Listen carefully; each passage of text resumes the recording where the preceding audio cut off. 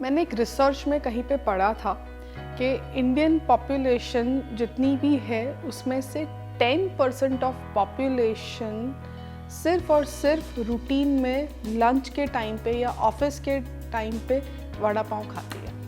आप अग्री करोगे? मैं तो अग्री करूँगी।